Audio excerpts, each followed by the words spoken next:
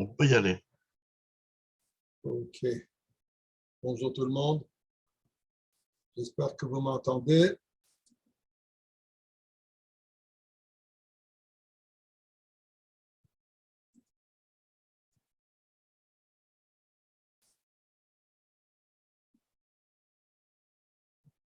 Excusez-moi une seconde ici. Je vais essayer. Ok.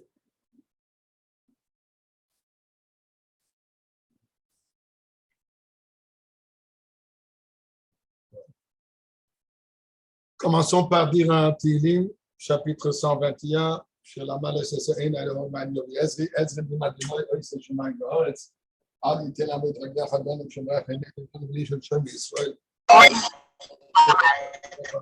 יום השם בלילה, אדוני ישמע לך בכל רוי, אדוני, וביחד מהטוב ויד העולם.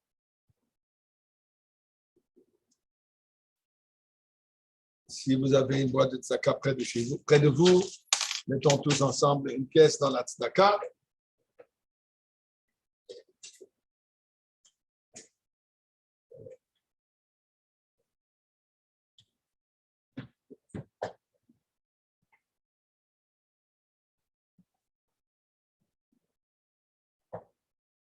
Quand le Rebbe est parti visiter le camp Gan Israël, il a été 3 fois. Tafshin Tet Vav, Tafshin Tet Zayin et Tafshin Chav.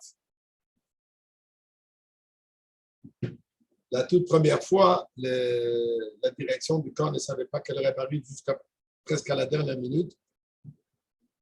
Et quand ils ont su que le Rebbe arrive, bien sûr que tout le monde s'est précipité pour nettoyer, pour arranger que le camp soit bien propre, présentable comme il se doit. Là, il s'avérait qu'il y avait dans une porte, il y avait un grand trou dans la porte. Et ils ont réalisé que c'est fort possible que le Rebbe va passer justement par cet endroit et va voir cette porte qui n'est pas très présentable.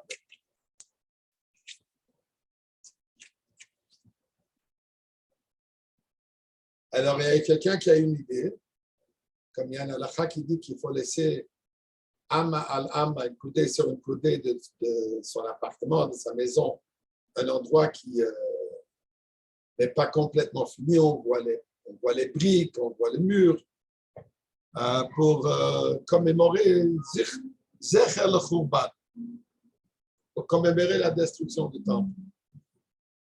Alors, il y a quelqu'un qui a eu cette idée, il a écrit au-dessus de ce trou dans la porte, il a écrit Zecher al-Khurban. Et bien sûr que le Rebbe passe devant cette porte, et le Rebbe remarque ce qu'il a écrit, le Rebbe s'exprime, Zecher al-Khurban. On a besoin de commémorer le Khurban. Malheureusement, le Khurban, on voit devant les yeux, on n'a pas besoin de commémorer. Comment est-ce qu'on peut oublier le Khurban? On le voit. Qu'est-ce qu'il faut faire? Zecher le Geoula, Zecher le Binyan. Il faut faire quelque chose pour commémorer la reconstruction, pas Chas Shalom, le Khurban. Le Rebbe nous dit que durant cette période entre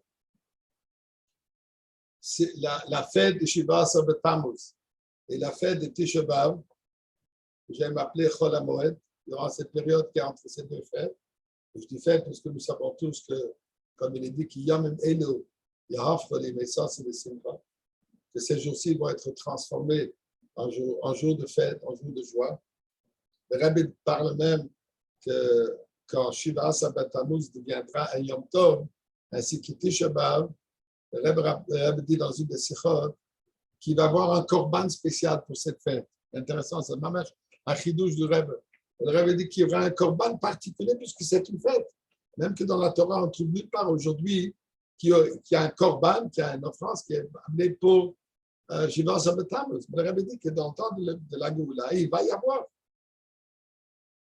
Donc, durant cette période, nous dit le Rebbe qu'il faut étudier les sujets du Beth Amikdash, de la construction du Beth Amikdash, afin de pouvoir vivre dans cette réalité et afin de mériter, comme le Dieu dit au mon frère Zacharia, qu'en étudiant les lois du Beth Amikdash, ceci est considéré comme si on l'a construit. Et bien sûr, ceci précipite la Géoula.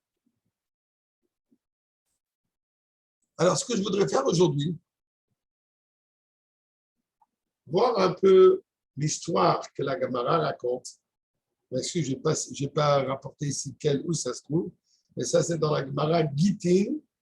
Si vous voulez prendre note, comme ça, vous pourrez le retrouver vous-même. À la Gemara Gittin, à la page Nunhe, qui est 55, B. B. Donc, le deuxième côté de la page. C'est dans la Gemara, il y a le côté Aleph, en mode Aleph et en mode base. Le premier côté et le deuxième côté de la page. Ça, c'est en mode base, au milieu de la page. Là, la Gemara dit la chose suivante. On va voir ça.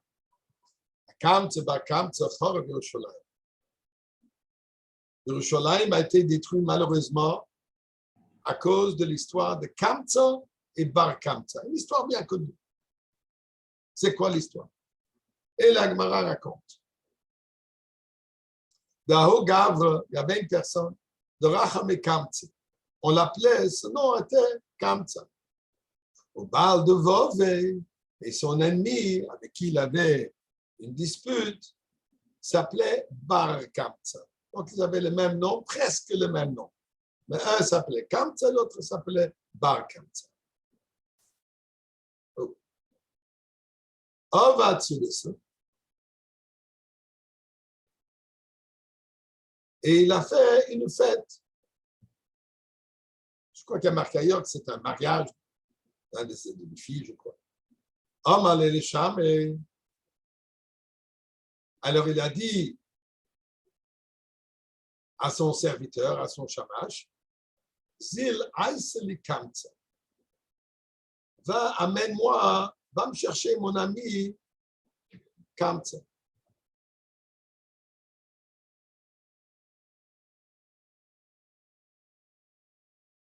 Va m'amener Kamtsa. Le serviteur s'est trompé. Azal, il est parti. Ce n'est pas Kamtsa. Il lui a amené, au lieu de l'amener son ami qui s'appelait Kamtsa, il a invité son ennemi Kamtsa.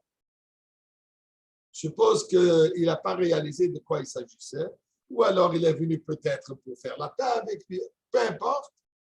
Ça. Il vient, et celui qui a organisé la fête aussi, il est présent.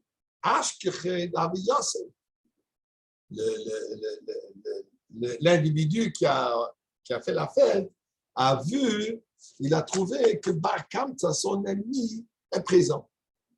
Il est assis à table, en Marley. Alors, il lui dit,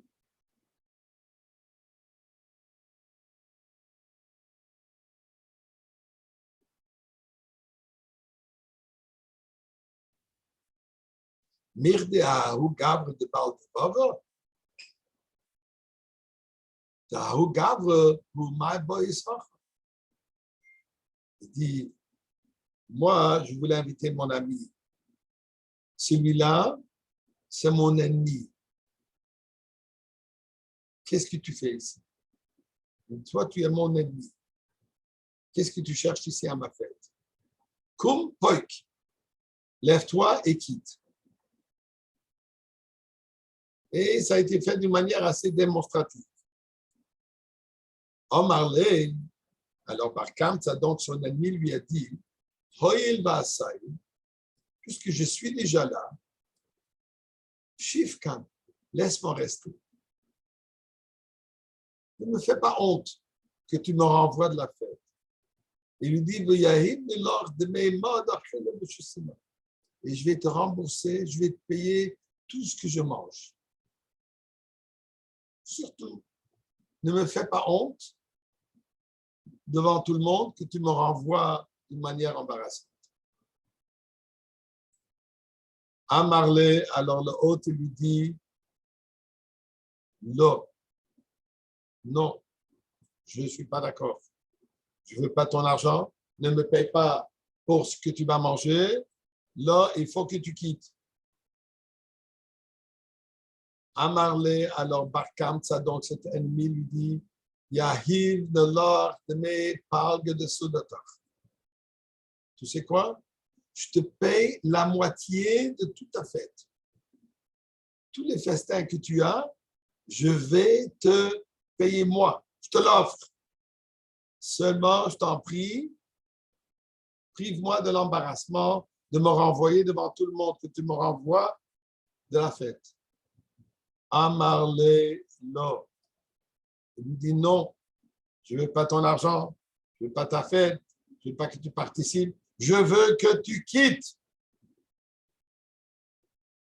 Bar-Kamtsa, qui est vraiment mal à l'aise, il se voit rejeté, renvoyé d'une manière embarrassante. Il lui dit, Yahiv Nelor, je vais te donner de mes coules de tard. Je vais payer toute la fête.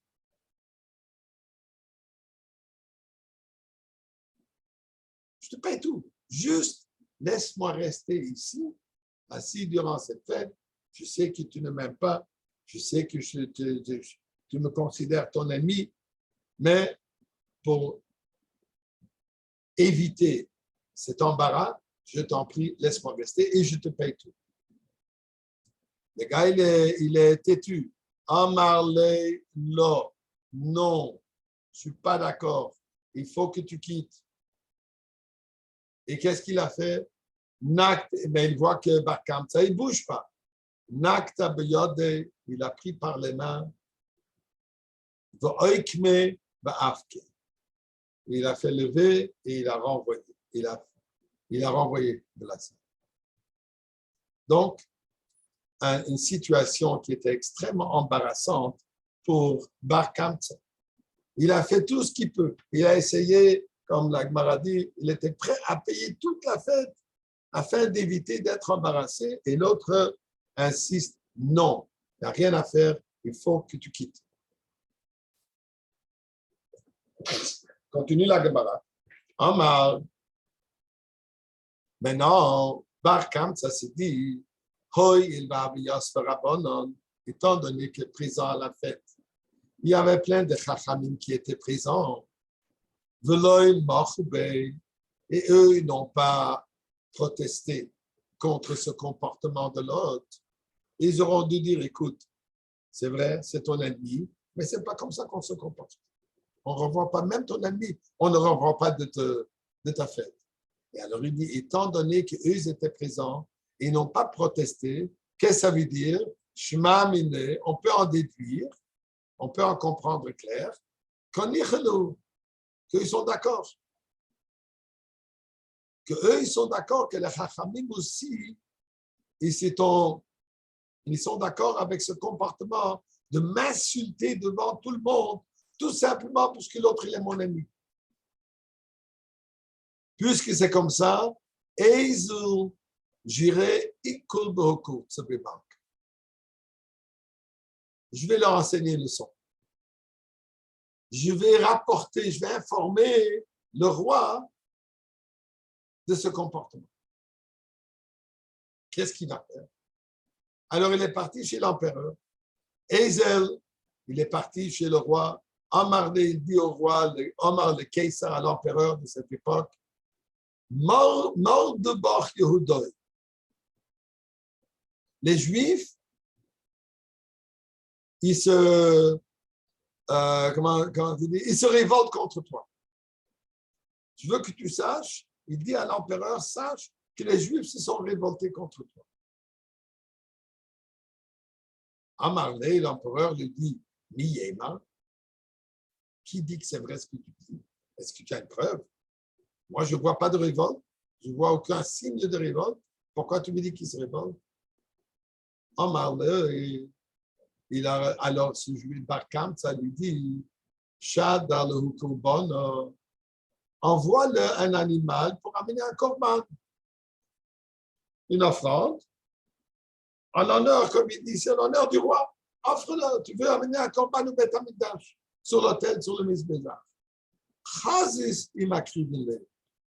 Tu verras s'ils vont l'accepter ou non. Tu vas voir s'ils vont accepter l'offrande que toi, tu leur ramènes pour le sacrifier en nom.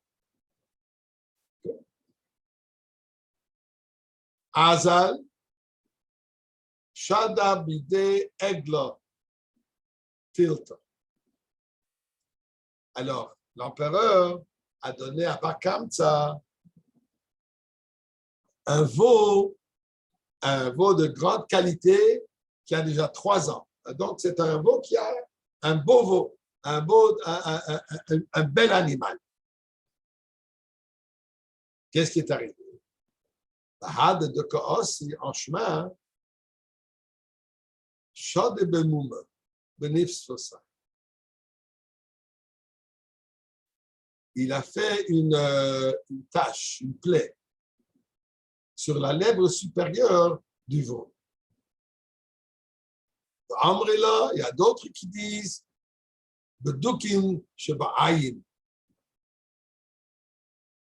Duchte de l'Edidon Have Ume, ou l'Edidou Lav Momo.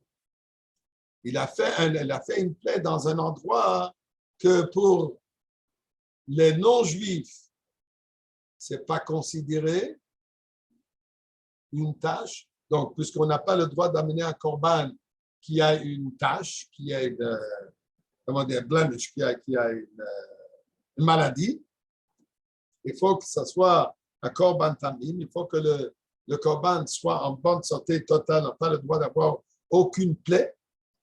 Alors donc, il a fait, ou alors il a fait une plaie, comme dit, sur la paupière, ou qui est pour certains, d'après la halakha, donc c'est douteux si c'est valable ou non, ou alors il a fait sur la lèvre. Peu importe, il a fait une tâche. Qu'est-ce qui est arrivé? Maintenant, qu'est-ce qui se passe? Quand Bakam amené cet animal au temple, et les chachamim, les kohanim, chaque fois avant qu'ils devaient amener un corban, il fallait vérifier si l'animal est en bonne santé ou non, si l'animal est parfait. Alors les kohanim ne voulaient pas le sacrifier. Pourquoi?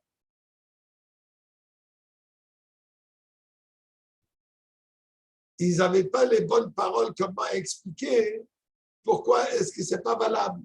Pourquoi? Puisque pour eux, ce n'était pas considéré comme une tâche. Alors, il y avait un dilemme. Les Kohanim se trouvaient dans un dilemme. Est-ce qu'ils peuvent sacrifier cet animal ou non? Sauf au Rabbanan, le Krob, il y avait des Chachamim qui étaient d'opinion que malgré le fait qu'il y a la tâche, qu'il faut quand même le sacrifier. Pourquoi? Mishum Shalom Malchus. Pour ne pas créer une dispute avec l'empereur. Ça pourra causer un grand problème.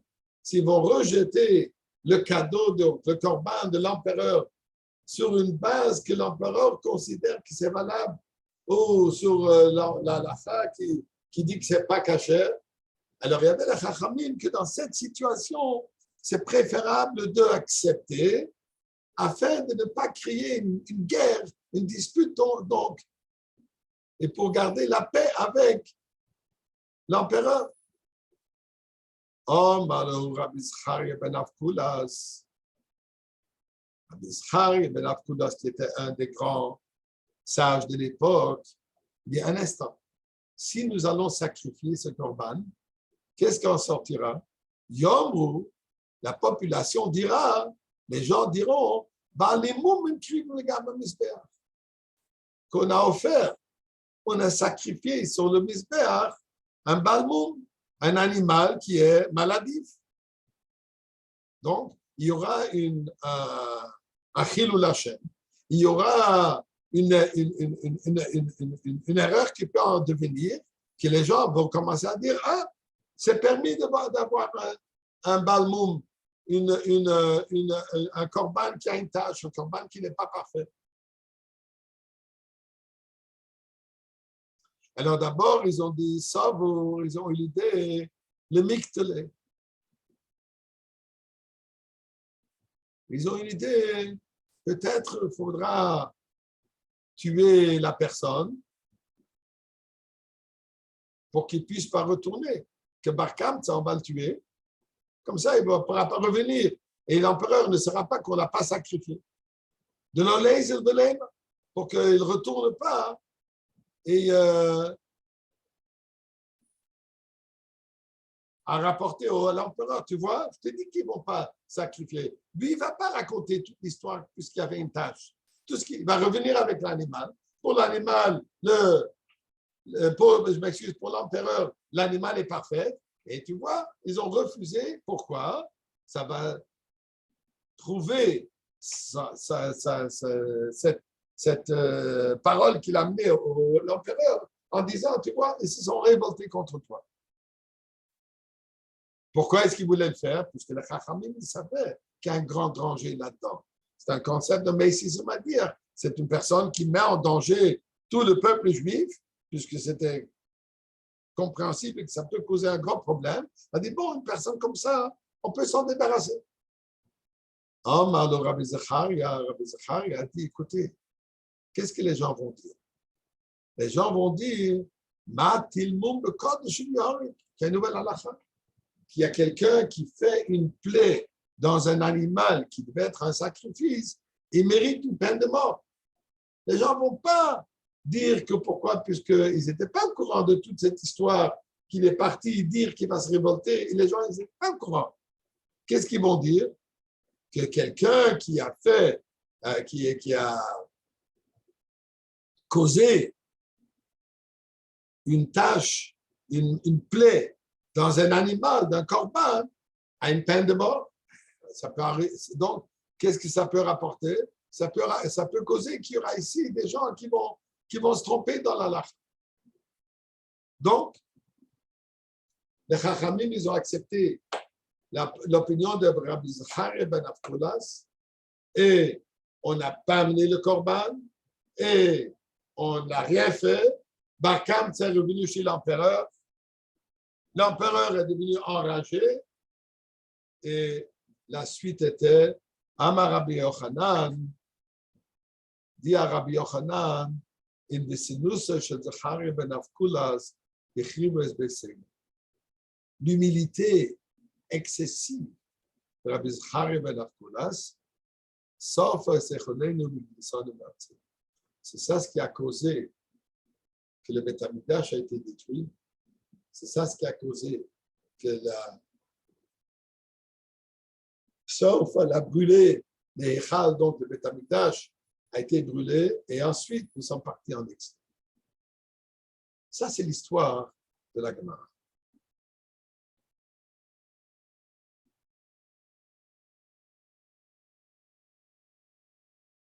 Donc,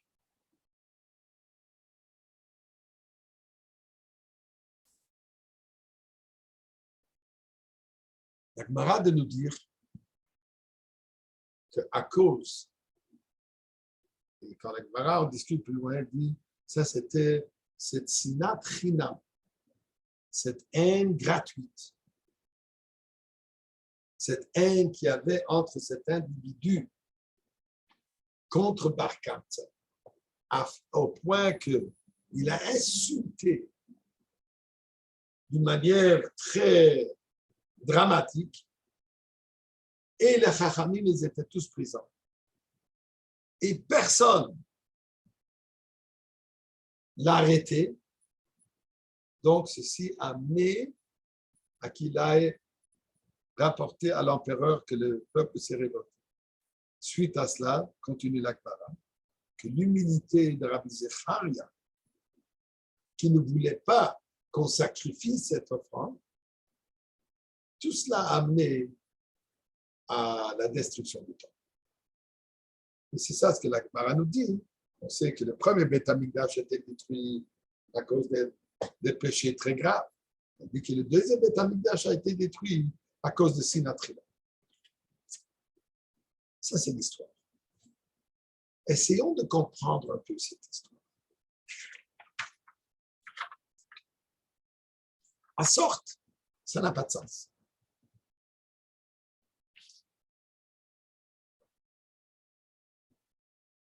On trouve nulle part dans la Gemara qui dit que la personne qui a fait cette fête, on ne connaît pas son nom,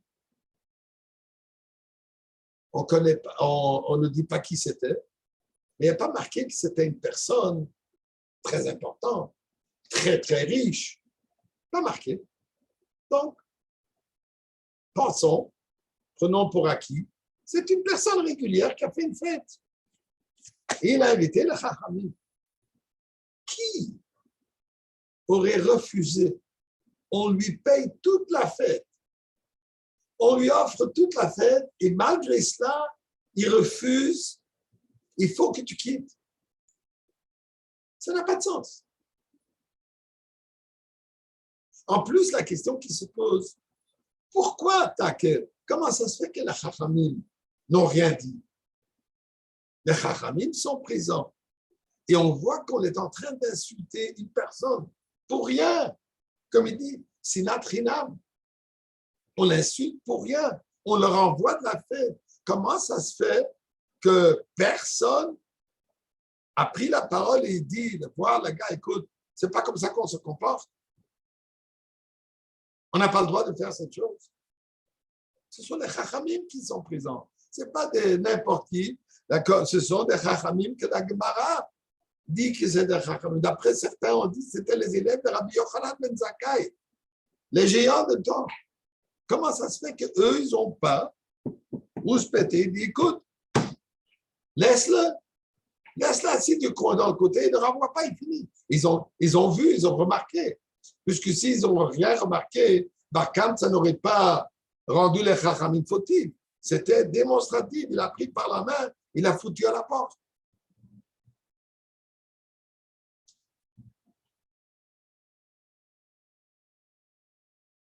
D'où vient une telle haine? Comment est-ce qu'on peut comprendre qu'il y avait une telle rage, une telle haine pour rien?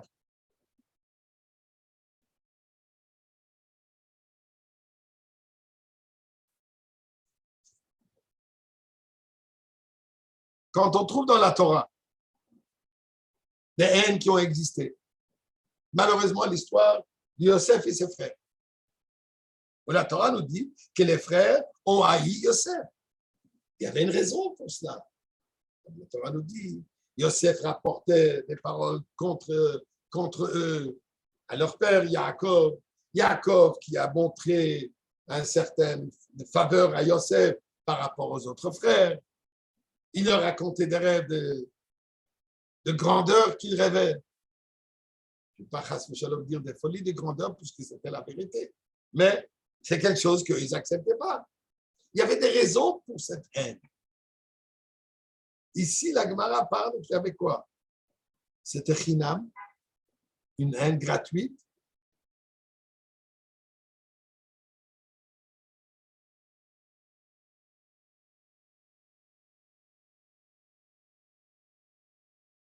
Vient le Sam Sefer.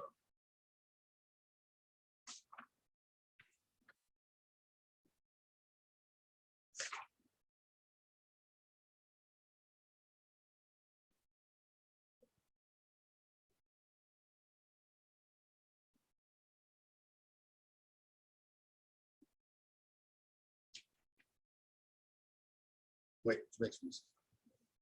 Le Sam Sefer, géant de la pensée juive, de la halakha et de la Torah, etc., nous dit la chose suivante. Ce Bar Kamtsa n'était pas n'importe qui. Ce n'était pas juste un gars de la rue avec qui cet individu avait une dispute. Ce Bar Kamtsa était un rachat.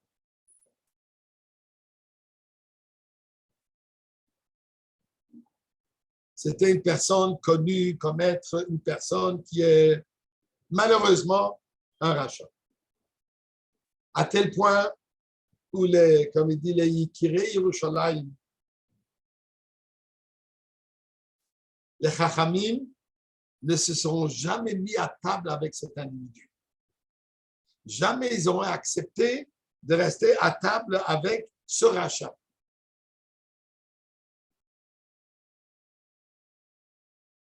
Et ça, c'était la raison pourquoi le Baal HaSouda, pourquoi celui qui a fait la fête, voulait le renvoyer. ce n'était pas juste à cause de la haine qu'il avait contre lui, ce n'était pas une haine, mais il était un rachat. Il ne voulait pas que ce rachat reste à sa fête. Pourquoi? Puisqu'il avait même peur que si lui va rester, les Chachamim vont quitter. Donc lui, son intention était le Shem Shamaï. Ce n'était pas une question, puisqu'il avait une haine contre lui. Lui, il avait des bonnes intentions. C'était quoi son intention? Il ne voulait pas qu'un rachat comme Bar Kamsa reste à la fête au point où il était prêt à perdre une fortune. Il était prêt, malgré le fait que Bar Kamsa lui a offert tant d'argent, il était prêt à renoncer à tout ça. Pourquoi? À cause de Shem Shamaïm. Shem Shamaïm, quoi? Il ne veut pas qu'un individu comme ça reste à la fête. Pourquoi? Puisque ça va faire un chilou Hashem. Il y aura un chilou Hashem qui sera, regarde qui on invite. Regarde qui est assis à table avec les Chachamim. Regardez dans quelle ambiance, dans quel environnement les Chachamim restent. Ici, il y a un rachat. Et malgré le fait que c'est un tel rachat, les Chachamim sont assis avec lui à table et ils sont contents de fêter avec lui. C'est une fête. Donc ça serait crié quoi? Achilul Hashem. Donc ici, d'une certaine manière, nous explique le Sam Sefer que cet individu, il avait des bonnes intentions. L'intention était quoi? D'éviter qu'il y ait chas v'shalom une impression qu'on peut être assis avec un tel rachat, à y fêter avec lui, les chachamim sont présents, personne ne dit rien du tout. Et s'ils vont se lever, s'ils vont quitter, alors il avait peur que ça va causer un chil Hashem. Vous vous rendez compte? Je laisse les chachamim partir. C'est la personne qui a lancé la fête. Pensez, dit, si je ne vais pas leur envoyer, les chachamim vont quitter. Regardez le chil Hashem qui va être. On a renvoyé les chachamim pour fêter, rester à table avec un tel rachat. Donc, c'était ça, la pensée de qui était derrière cette situation, pourquoi il a forcé de quitter. Alors, si c'est comme ça, la question qui se pose, alors pourquoi on dit Sinat Chinam? Pourquoi on le rend fautif? Pourquoi on lui en veut que lui, il était la cause de la destruction du temple? Il a fait ce qu'il devait faire. On aurait dû dire autre chose. Que Barkam, c'est un tel rachat qu'il était prêt pas seulement qu'il était prêt, qu'il a rapporté, il était prêt à que tout le peuple juif souffre pour son honneur. Ça, c'est le rachat. C'est ça ce que la Gemara aurait dû dire. Mais pas mettre la faute comme pour dire que c'était une sinat chinam. C'est Barkam, ça qui est une pourriture. Et lui, il a causé tout ce problème. Pourtant, ce n'est pas ça ce que la Gemara dit. La Gemara revient sur sinat chinam. Eh bien, dit le Chassam Sofer, voilà la profondeur de ce concept.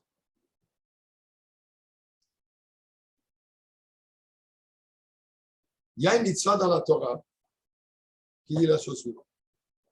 Qui tirait Chamor son acharoy v'tztachas masoy.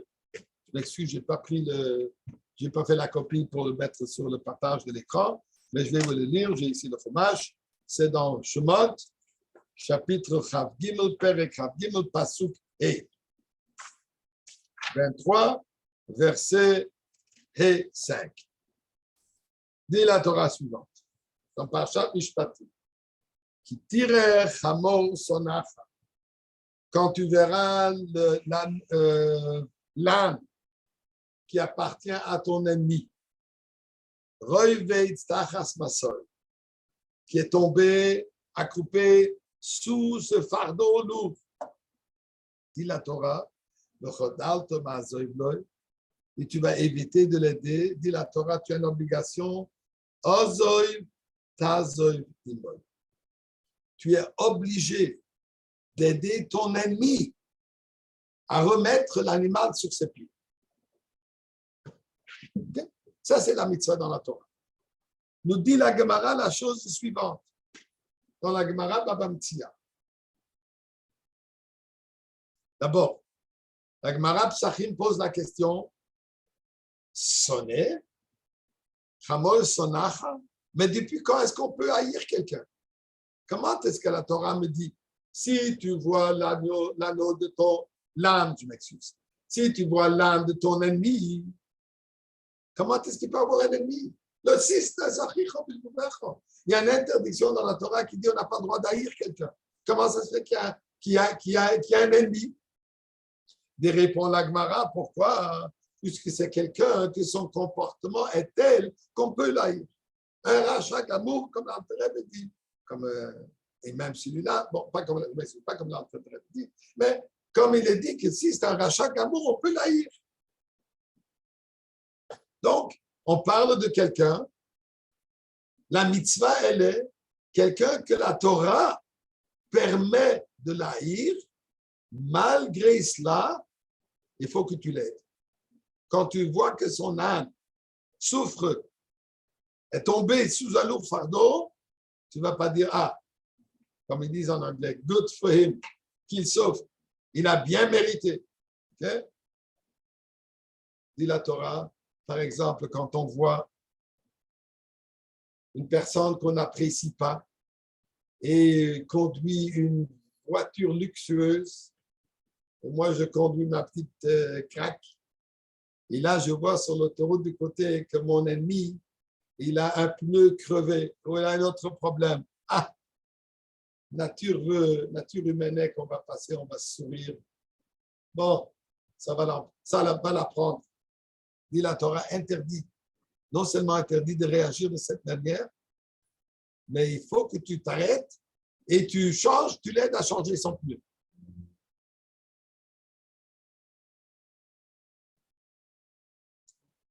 Pour ouvrir, fermer une parenthèse, un jour j'ai entendu de quelqu'un que malgré que la Torah dit si tu vois l'âme de ton ennemi, il faut que tu l'aides. Elle a dit, écoute, c'est pas seulement un âme, c'est pas seulement ton ennemi, mais n'importe qui que tu peux aider, tu peux l'aider. Il ne faut pas que tu attendes que ce soit l'âme de ton ennemi avant l'aider. Il faut aider tout le monde. Juste une petite parenthèse. Donc, dit la Gemara, que ce passouk, cette halakha, cette mitzvah, elle est quoi? C'est une des 613 mitzvahs. Elle est par rapport à un individu qu'on peut le considérer, qu'on peut le sentir comme un ennemi. Malgré ça, dit la Torah, il faut que tu l'aides. Pas fini. Regardez ce que la Gemara dit, Baba Metzia. La Gemara Baba Metzia, à la page 32, Lamedet Amoudbet. Il dit, regarde, tu as une situation. Tu es dans la rue.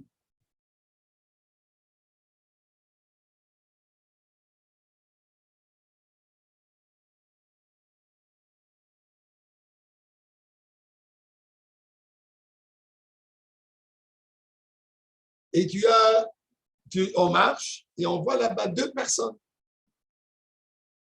Chacun avec son âne. Les 2 ânes sont tombés par terre. Mais il y a un âne qui il y a le fardeau sur son dos et la personne a besoin de l'aide pour enlever les bagages qu'il y a sur ce dos, sur le dos du chameau.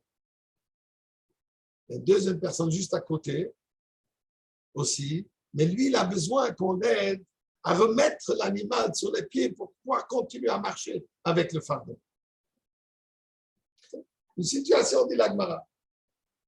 Une personne a besoin qu'on l'aide à enlever, à éviter la souffrance de l'animal pour enlever ce lourd paquet qu'il porte sur lui et pour alléger son poids. L'autre, il a besoin qu'on le remette l'animal sur ses pieds, remettre le fardeau sur son épaule, sur son dos, pour qu'il puisse avancer et continuer sa marche, malgré le fait que c'est tellement lourd. Qui est-ce qu'il faut aider en premier? Celui il faut enlever, éviter la souffrance de l'animal ou l'autre? Et la Gemara va dire la chose suivante. Si celui qui a besoin qu'on enlève le fardeau est son ami, une connaissance avec qui il a une bonne relation, L'autre, celui qui a besoin qu'on remette le fardeau sur l'animal, c'est son ennemi. Dit la Gemara, le Ohev lifrok vesonel liton. Si c'est situation que mon ami a besoin qu'on enlève le fardeau, que normalement ceci devrait être priorité puisqu'on va éviter la souffrance de l'animal. En plus, c'est mon ami. L'autre, qu'est-ce que je vais causer? Je vais remettre le lourd fardeau sur l'âne, donc l'âne va souffrir, la preuve, il est tombé. Et je vais le remettre, mais c'est mon ennemi. Dit la Gemara, il faut d'abord aider l'ennemi. Mitzvah besonné. La mitzvah, elle est d'abord aider mon ennemi. Pourquoi?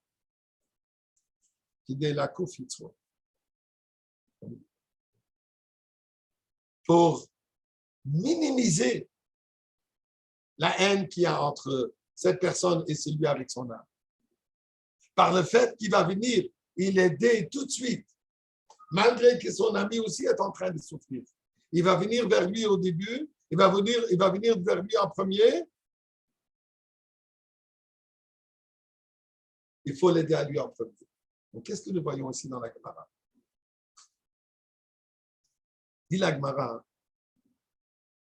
nous dit le Chassam Sofer, que nous voyons d'ici de ça à la faute un comportement, comment il faut avoir contre une personne que la Torah dit qu'il est considéré un rachat, que la Torah dit qu'on peut l'haïr, malgré le fait que tu peux l'haïr, tu ne peux pas l'insulter. Tu ne peux pas lui causer de l'embarras. Et c'est ça ce que la Gemara nous raconte avec Kamtse par Kamtse. Les Chachamim, eux ont regardé sur la sévérité du péché de la personne. Eux ont regardé sur la sévérité du comportement de Bar Kamtsa, quelqu'un avec qui on ne va pas rester à table. Le hôte, il était au courant de cela. Il a compris cela. Pour cela, il a renvoyé Bar Kamtsa. Pourquoi? Puisque c'est quelqu'un avec qui l'Halakha dit qu'on ne peut pas partager. C'est quelqu'un qu'il faut l'haïr. Malheureusement, l'erreur, elle était que malgré le fait que tu l'haïs, malgré le fait que normalement, tu ne peux pas être avec lui, il faut s'éloigner du rachat, mais l'embarrasser, on n'a pas le droit.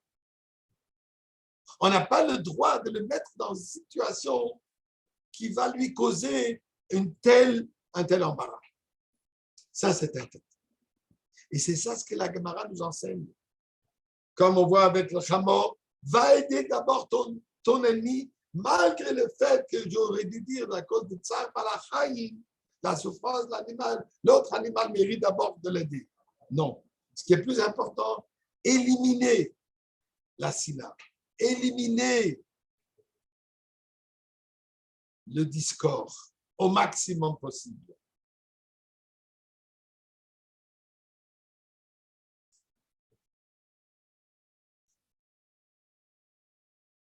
Avec cela aussi, le Chassam Sofer explique dans la Gemara, dit là-bas, qu'est-ce qui est arrivé avec le fait du Corban, qu'on n'a pas,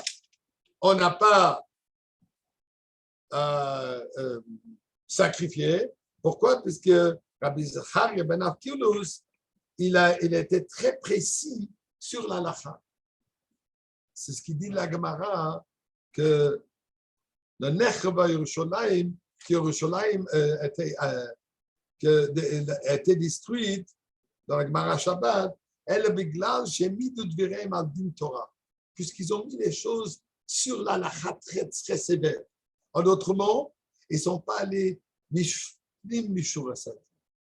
ils ont pris la lacha d'une manière très sec, sans aller un peu plus profond, d'agir au-delà de l'exigence. Et dans ce cas, ici, malgré le fait que normalement c'est une personne avec qui il ne faut pas être dans son entourage, il faut s'éloigner d'un tel individu. Mais l'ifnim mishur et adin aurait dû être que dans cette situation où ça va lui causer un tel embarras, une telle honte, là, il faut rester avec lui. Ça, c'était l'erreur. Encore la question qui se pose, pourquoi on appelle ça sinatrinam? Pourquoi on appelle ça une haine gratuite? C'est pas une haine gratuite. Il y avait des raisons. L'explication est, comme l'Alter Rebbe dit dans le temps des pères et des bêtes, que nous devons aimer chacun. Pourquoi? Pas plus que pour ce qu'il fait, ou plus que je vais en profiter, ou ce que je ne vais pas en profiter. Il faut aimer chaque juif. Pourquoi? Tout simplement, puisqu'il est mon frère, il est le même fils de Dieu que moi. Donc, ceci, il y a des intérêts que ce n'est pas basé sur une raison, mais c'est sur l'au-delà de tout. Chinam, ahavat chinam. Qu'est-ce que ça veut dire ahavat chinam? Pas que j'ai une raison pour l'aimer. Je l'aime tout simplement. Pourquoi? Parce que c'est mon frère. C'est le fils à Dieu. Il est autant juif que moi, je suis juif. Lui, il a une âme divine, moi, j'ai une âme divine. On est les mêmes dans ce sens. Donc, ce n'est pas pour une raison, mais c'est chinam. Nous explique ici ce que la Gemara nous dit ici. Cette sina sur laquelle ils n'ont pas pu surmonter leurs sentiments basés sur la halakha. Ça, c'est une sina chinam qui n'est gratuite, quoi. Elle n'a pas de base, si on veut, dans la Torah, dans la halakha. Et c'est ça ce que la Gemara nous raconte. Il y a une histoire avec le rabbi.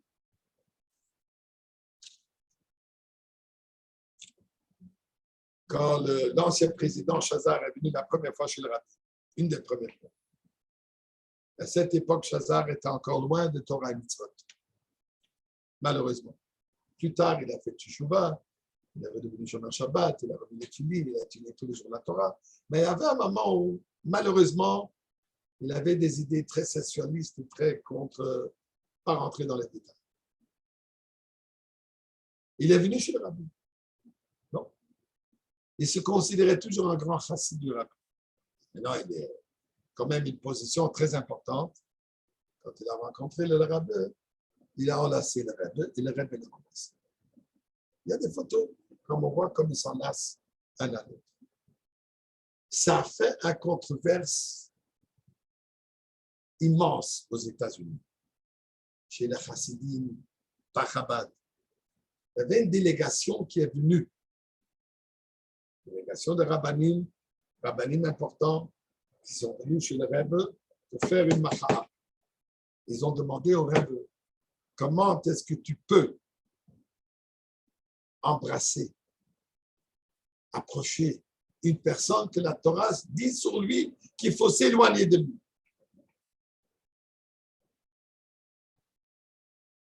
Et le Rebbe leur a répondu en yiddish.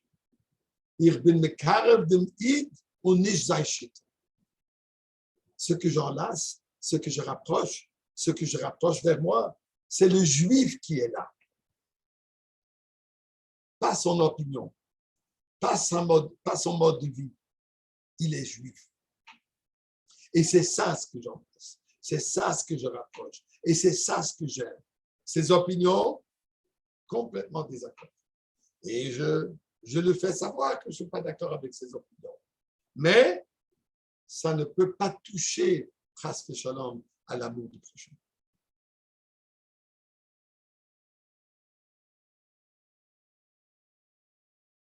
Et là-dessus, il y a beaucoup d'histoires dans ce même sens. Comme le rabbi précédent, Chassidut, nous enseigne que cet Ahavat Israël doit être à tous et à chacun. Peu importe le comportement de lui, peu importe s'il est chassid ou pas chassid, peu importe s'il est religieux ou pas religieux, peu importe s'il porte un chapeau comme ça ou un chapeau différent, s'il porte un chapeau, il ne porte pas de chapeau. Tout ça, chas et shalom. Que cela affecte notre sentiment vers le prochain. Et c'est ça ce que la Gemara nous raconte. Et la Gemara continue.